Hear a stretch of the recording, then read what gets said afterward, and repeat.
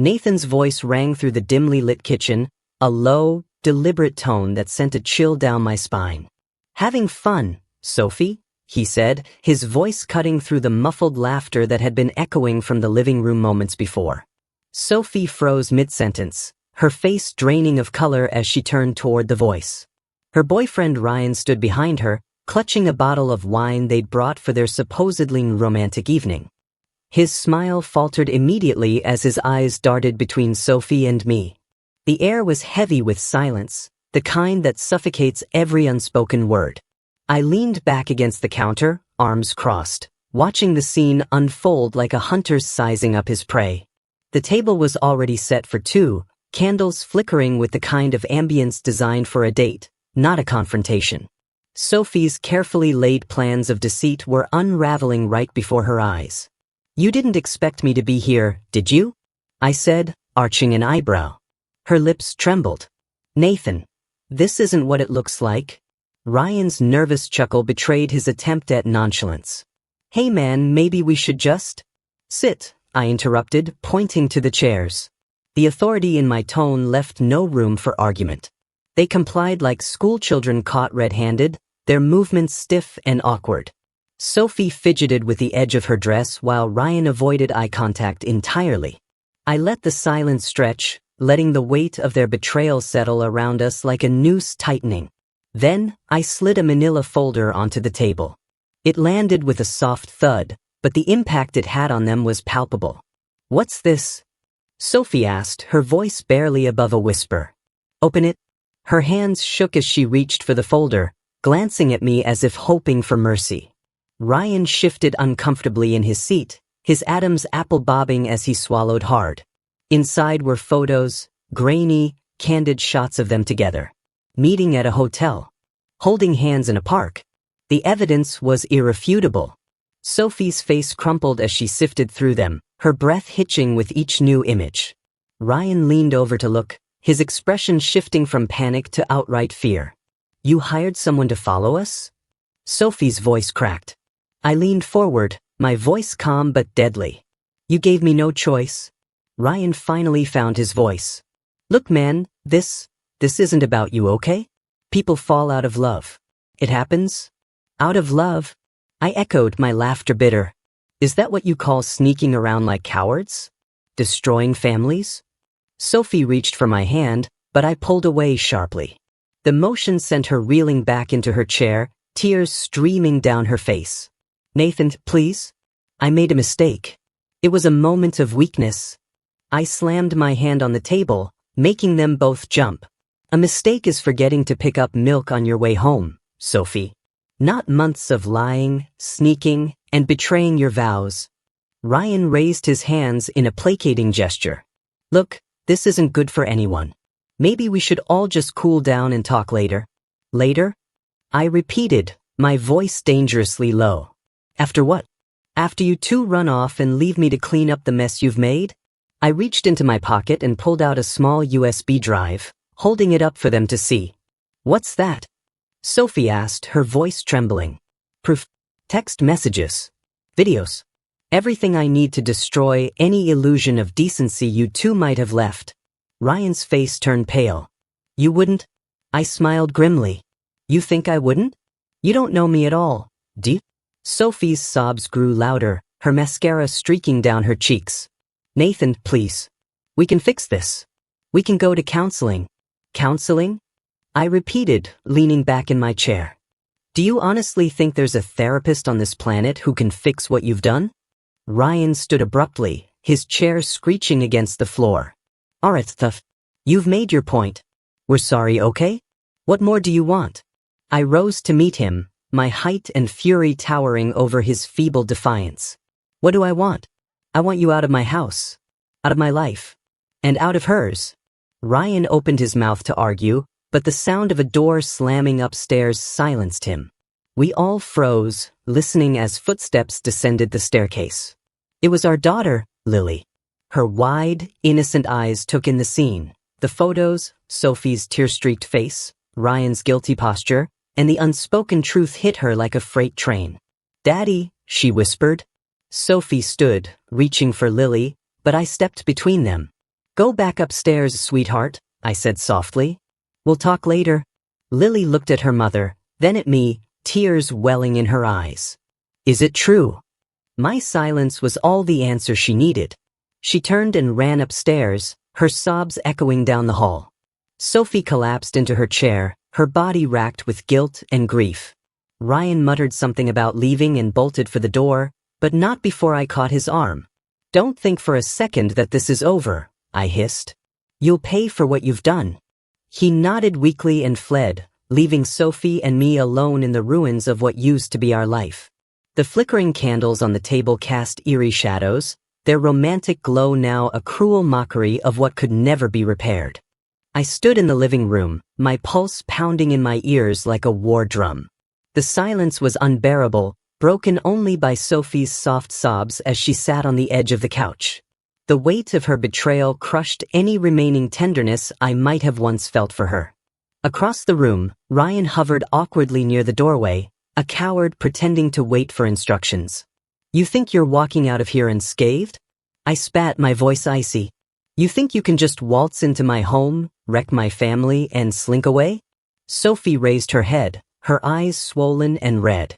Nathan, please. Don't, I snapped, my hand shooting up to silence her. Don't you dare say another word. I'm done with your excuses. I turned toward the fireplace, where our wedding photos still hung mockingly above the mantel. Reaching into my pocket, I pulled out my wedding ring, the weight of it now feeling obscene against my palm. I stared at the small, unassuming band, a token that had once symbolized trust and permanence. Now it was nothing but a cruel reminder of how far we'd fallen. Ryan cleared his throat nervously. Nathan, man, look. Shut up, I barked, spinning to face him. You don't get to talk. Not in my house. He shrank back, his hands raised defensively. His cowardice disgusted me. He was nothing but a parasite, feeding off the wreckage of my life. And Sophie, she was the host who let him in.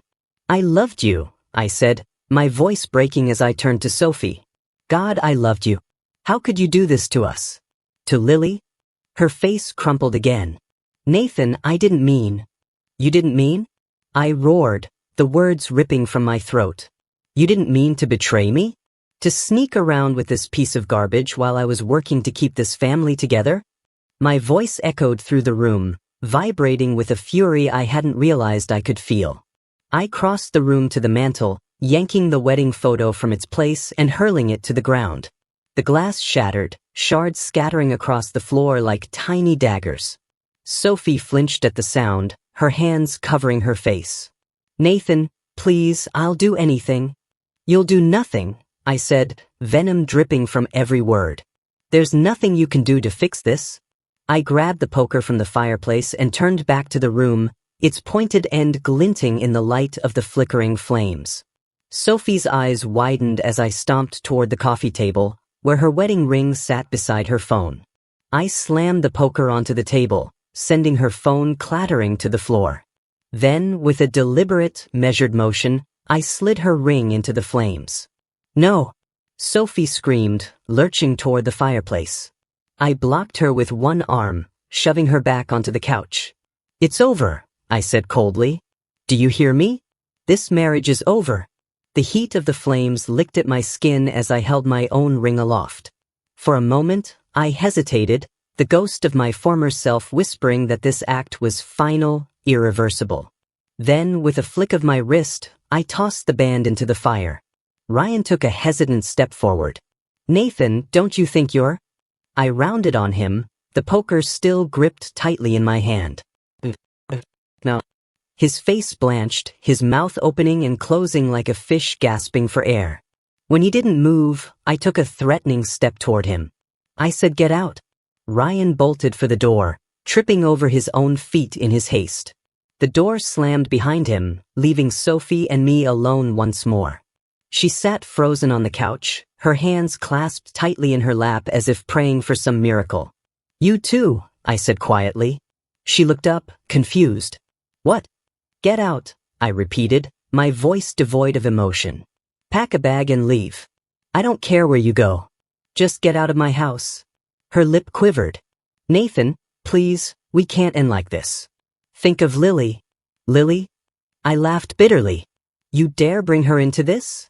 After what you've done, you think you have the right to use her as an excuse. Sophie crumbled, burying her face in her hands. But her tears no longer moved me. They were the tears of someone caught, not someone truly sorry. I'm filing for divorce, I said, my tone flat and final. I'll make sure Lily is taken care of, but you and I? We're done. Sophie looked up, her face streaked with tears. You don't mean that. I laughed again, the sound hollow and foreign. I've never meant anything more in my life. I threw the poker onto the ground with a metallic clang, the sound ringing in the silence that followed. Without another word, I turned and walked out of the room, leaving her to face the consequences of her choices alone.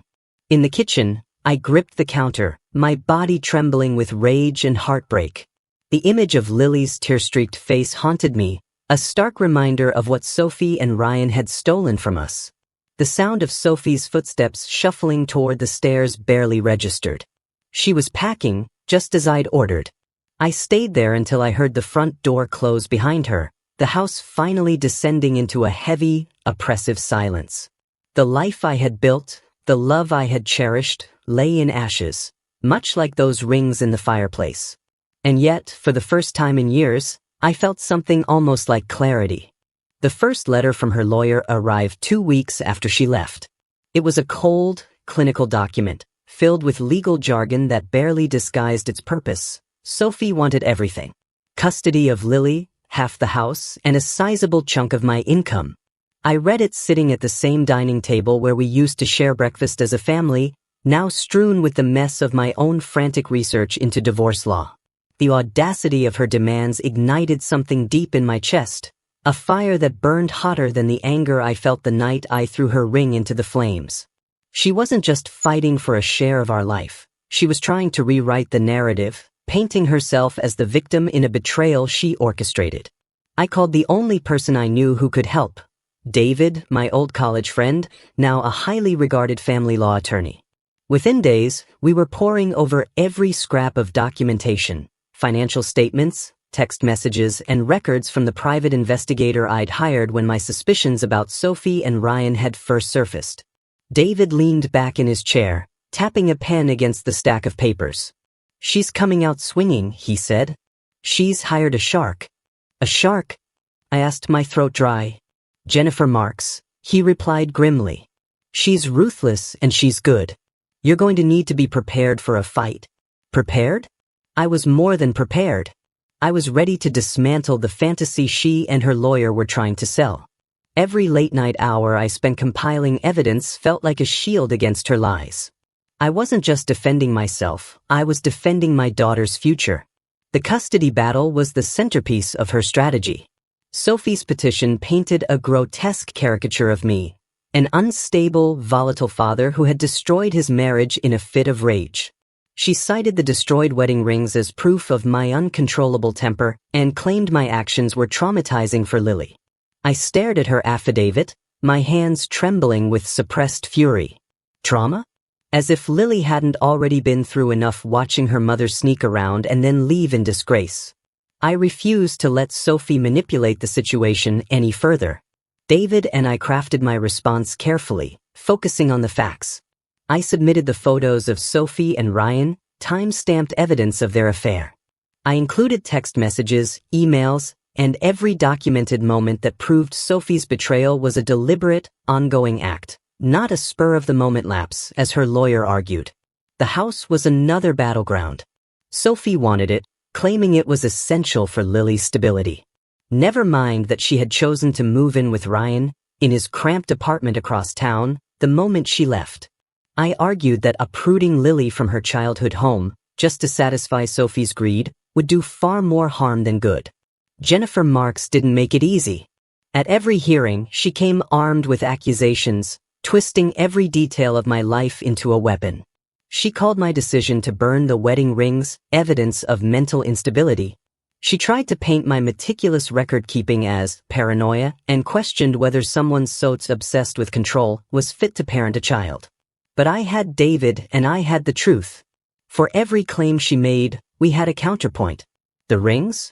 A moment of emotional devastation, not a pattern of behavior. My records? A rational response to Sophie's betrayal, proving I had nothing to hide. Then there was Lily. She was the only thing that mattered. The court appointed a child psychologist to assess her needs and interview both of us. Those interviews were the hardest part of all. Sitting across from a stranger, recounting the nightmare of our unraveling marriage, felt like peeling my skin off inch by inch. But I knew every word I said was a thread in the tapestry of my defense.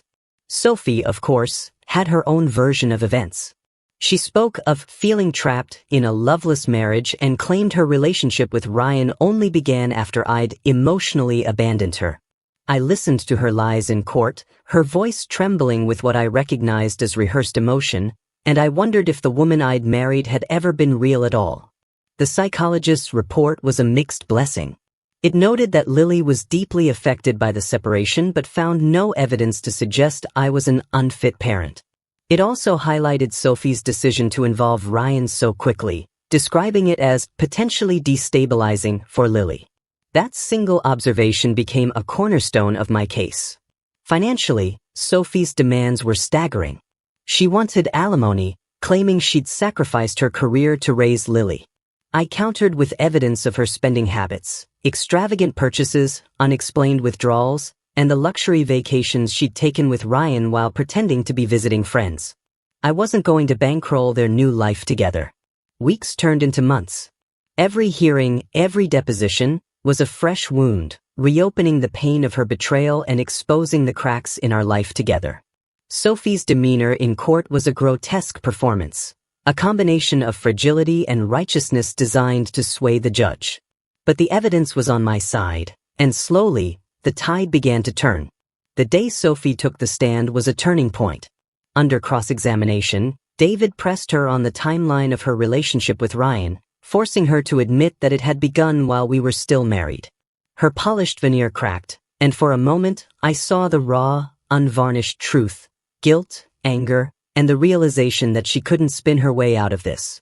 When it was my turn, I spoke plainly. I talked about my love for Lily, about the home I'd built for her, and about my commitment to giving her the stability she needed. I didn't attack Sophie. I didn't need to. The facts spoke for themselves. By the time the final hearing arrived, I was exhausted but resolute. The judge's ruling came down like a hammer. Joint custody, but Lily would live primarily with me. The house was mine, as was the majority of our marital assets. Sophie was granted visitation rights and a modest financial settlement, but nothing close to what she demanded. As I walked out of the courtroom that day, I felt a strange mix of triumph and sorrow. I'd won the battle, but the war had left scars I wasn't sure would ever heal. My marriage was over, my trust shattered, but one thing was clear. I'd fought for Lily, and I'd fought for myself. And for now, that was enough. The courtroom had the sterile air of tension and decorum, but beneath it lay the pulsing energy of a battlefield. Sophie sat across from me at the long, polished table, her gaze steadfastly avoiding mine. Her lawyer, Jennifer Marks, perched next to her like a hawk, sharp and calculating. The stakes had never been higher. This wasn't just about custody, the house, or money anymore. It was about credibility. And today, I was going to dismantle the narrative Sophie had constructed piece by piece. David, my lawyer, leaned toward me, his voice low but firm. "Stay calm, Nathan. The facts are on our side. Let the evidence speak for itself." I nodded, though my heart was hammering in my chest. This wasn't just about winning. It was about showing the court, and everyone else, the truth of what Sophie had done. The judge called the proceedings to order, and Jennifer Marks was quick to launch into her well-rehearsed argument. She painted Sophie as a devoted mother and a wronged wife, trapped in an emotionally neglectful marriage. Her voice was steady, sympathetic, and persuasive. Nathan's erratic behavior and obsession with control, she said, created an environment that left my client with no choice but to seek solace elsewhere. His actions since the separation, spying, withholding finances, only reinforced the toxic dynamics that forced Sophie to leave. I clenched my fists under the table. Marks was a master of twisting reality, but I had been preparing for this moment for months. When it was David's turn to speak, He rose with the quiet confidence of a man armed with undeniable proof. Your Honor, David began, the narrative presented by the opposing counsel is compelling but false. Today, we will provide clear, irrefutable evidence that not only discredits Ms. Sophie Taylor's claims but also demonstrates her ongoing deception. He handed a thick folder to the court clerk, who distributed its contents to the judge and opposing counsel. Inside were the documents I'd spent sleepless nights compiling: bank statements, hotel receipts, and time-stamped text messages between Sophie and Ryan. David began his questioning with a calm precision.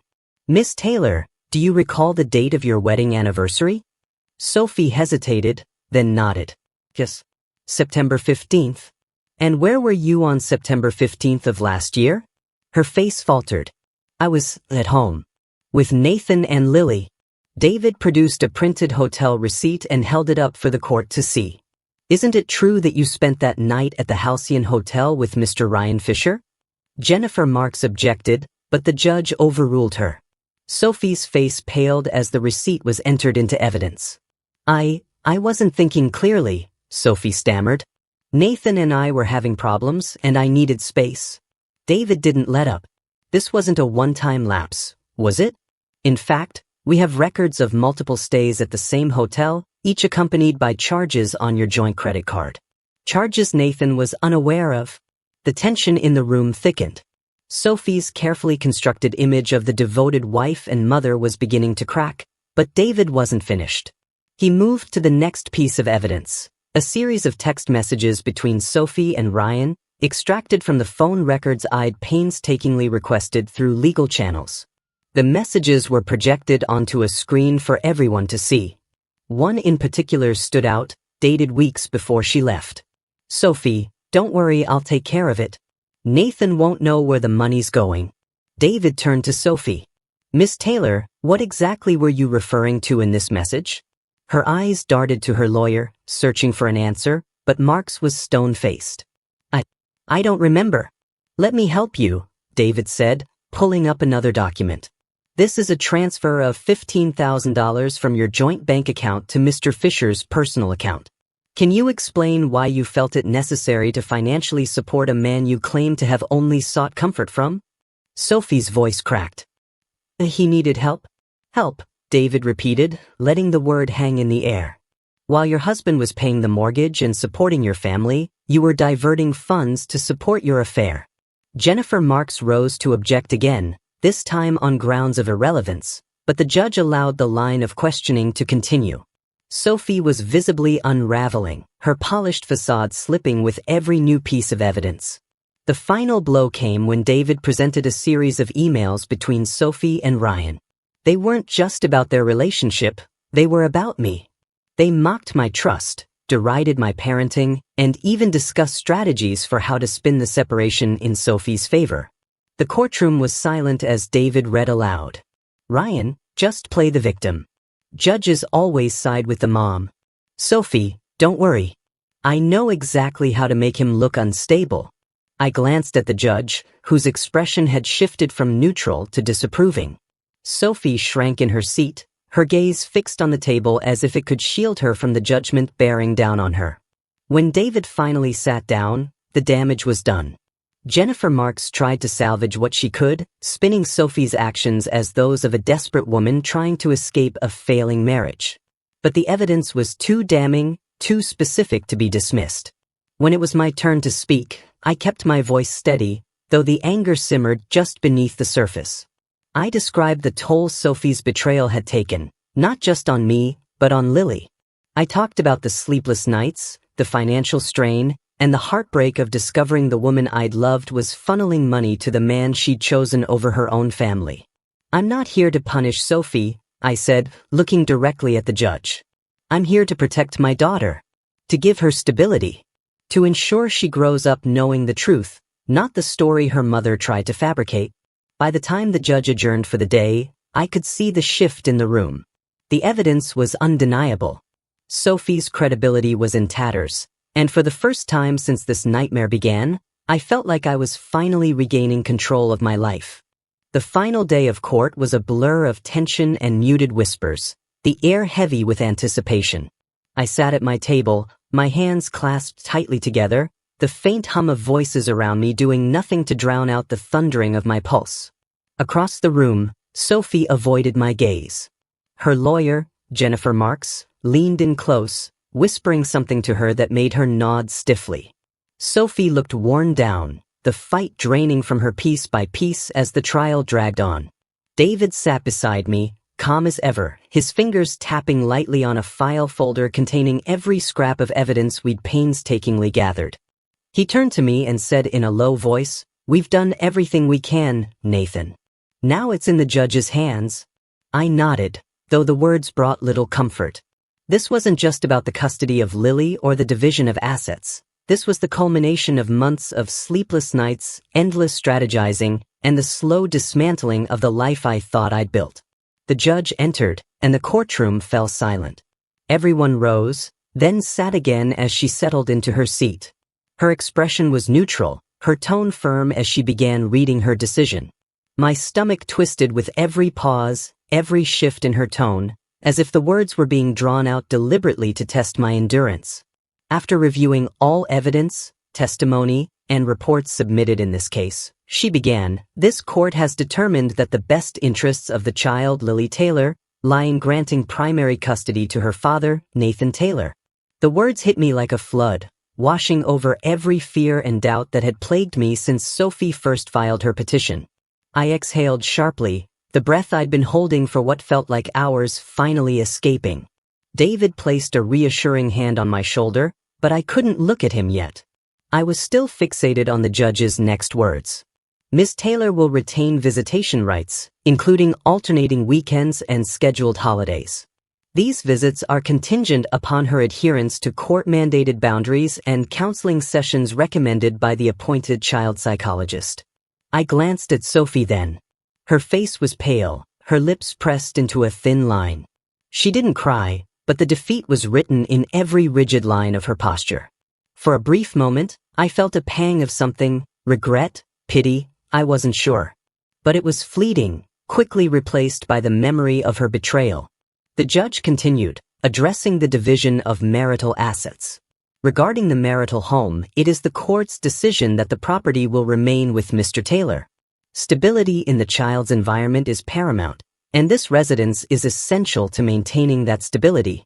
Sophie flinched at that, her hands clenching the edge of the table. The house had been one of her primary demands throughout the trial, her lawyer arguing that it was necessary for Lily's well-being. But the evidence of Sophie's frequent absences and her living arrangement with Ryan had undermined that argument entirely. As for financial assets, the judge said, flipping through her papers, "Ms. Taylor will receive a modest settlement, reflecting her lack of significant income during the marriage and her contributions as a parent. However, given the evidence presented regarding her misuse of joint funds, this amount will be significantly reduced." Jennifer Marks stood abruptly, requesting permission to address the court. The judge silenced her with a raised hand. "Ms. Marks, this decision is final." Sophie's lawyer sat back down, her expression tight with frustration. Sophie, on the other hand, looked like she had aged 10 years in the span of 10 minutes. Her gaze dropped to the table, and she stared blankly at her folded hands. I barely heard the rest of the judge's words as she wrapped up the proceedings. My mind was spinning, not with celebration but with a strange, hollow sense of resolution. I had fought for this, prepared for it, but the victory felt heavy. There were no real winners here, only what was left of a family torn apart. The gavel struck, and the court was adjourned. People began to shuffle out, their voices a dull hum against the buzzing in my ears. David nudged me gently, and I realized I hadn't moved. "It's over, Nathan," he said softly. "You did it." I nodded slowly, rising from my seat. As I gathered my things, I felt Sophie's presence before I saw her. She was standing a few feet away, her expression unreadable. For a moment, I thought she might speak, but she hesitated, her lips parting and closing again. Finally, she turned and walked out, her lawyer trailing behind her. I didn't follow. I didn't call out to her. I had nothing left to say. Later that evening, as I sat alone in the house, my house, I tried to process everything. The quiet was almost oppressive, the rooms too large and too empty without the echoes of a family filling them. Lily was at a friend's house for the night, giving me a rare moment of solitude. I poured myself a glass of whiskey and stared out the window, the city lights flickering in the distance. The judge's decision had been fair, just even. But it hadn't erased the scars of what Sophie had done, the trust she had shattered, or the ache of knowing that Lily would always carry some part of this with her. I knew I had a long road ahead, rebuilding, healing, proving to Lily that her father would always be there, no matter what. The next morning, as the sunlight filtered through the curtains, I heard the sound of tiny footsteps on the stairs. Lily appeared in the doorway, her hair messy from sleep and her stuffed rabbit clutched tightly in her arms. "Daddy," she said, her voice small. I turned to her and smiled, beckoning her over. She climbed onto my lap and nestled into my chest, her presence a balm to the wounds that still felt raw. I held her close, silently vowing that no matter how broken our past might be, I would do everything in my power to give her a future worth holding onto. It didn't take long for word to reach me. Small towns thrive on gossip, and Sophie's misfortune was now a favorite topic over coffee and at checkout lines. I heard about Ryan's betrayal from a mutual acquaintance, a guy we both knew from the neighborhood. He cornered me outside the grocery store one afternoon, his face a mix of discomfort and eagerness to share the latest drama.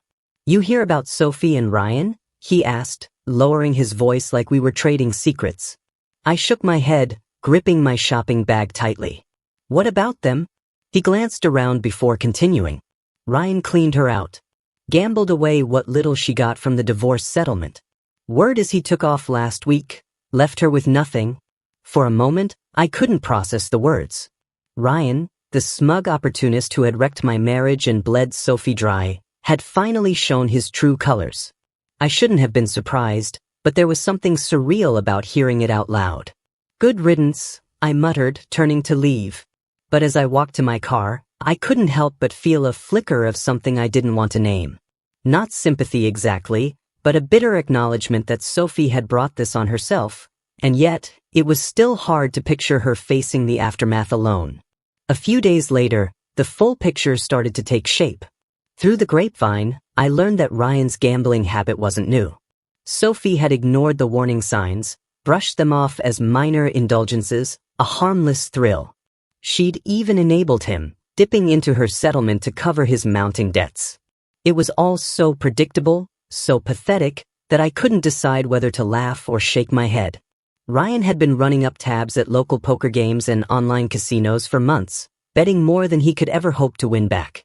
When the money dried up, so did his loyalty. He packed his things, left a hastily written note, and disappeared. No one seemed to know where he'd gone, or if they did, they weren't telling Sophie. The fallout hit her hard. She lost the dingy apartment she'd moved into after leaving Ryan's place. She was barely scraping by with part-time work, and even that wasn't enough to keep her afloat. Lily mentioned once during a car ride that Sophie had started borrowing money from friends, but they'd stopped taking her calls. "Mom seems sad," Lily said quietly, staring out the window. "She cries a lot." I gripped the steering wheel tighter, my jaw clenching at the thought. I wanted to tell Lily that her mother's sadness was self-inflicted, the result of choices that had shattered our family and nearly cost her the stable home she needed. But I couldn't say that, not to Lily. Instead, I forced a neutral tone. "She'll figure things out," I said. "Your mom's strong." Lily nodded, though her little face was clouded with doubt. I couldn't blame her. The next time Sophie and I crossed paths was at one of Lily's school events, a recital, I think. She looked thinner, her clothes hanging awkwardly on her frame. Her once carefully styled hair was limp, her makeup hastily applied. For a moment, I didn't recognize the woman who had once been so confident, so sure of her ability to manipulate everyone around her. She caught my eye from across the room, and for a split second, I saw something raw and unguarded in her expression. It wasn't an apology, I doubted she'd ever give me that, but there was a flicker of something close to regret. Then she looked away, disappearing into the crowd. Later that evening, as I helped Lily with her homework, she mentioned Sophie again. "Mom said she misses us living together," she said, her voice tentative. I paused, my pen hovering over the page. "She did?" Lily nodded. She said things were easier back then. She doesn't like being by herself. I set the pen down, my heart heavy. I wanted to remind Lily of the choices Sophie had made, the lies she'd told, the damage she'd done. But what good would it do? She was a child. She didn't need to carry the weight of our history. She'll be okay, I said finally. And we'll be here for her when she needs us. Lily seemed satisfied with that, but I couldn't shake the thought that Sophie had finally hit rock bottom. Ryan had used her, drained her, and left her to face the consequences alone. Part of me wanted to gloat, to relish the irony of her being abandoned by the man she'd destroyed her family for. But when I looked at Lily, all I could feel was sadness. For her, for us, and even, reluctantly, for Sophie. This wasn't the ending I'd envisioned when I first learned about her betrayal. I'd imagined anger, vengeance, maybe even satisfaction at seeing her fall. But now, all I saw was a woman who had burned her bridges and was left with nothing but ashes.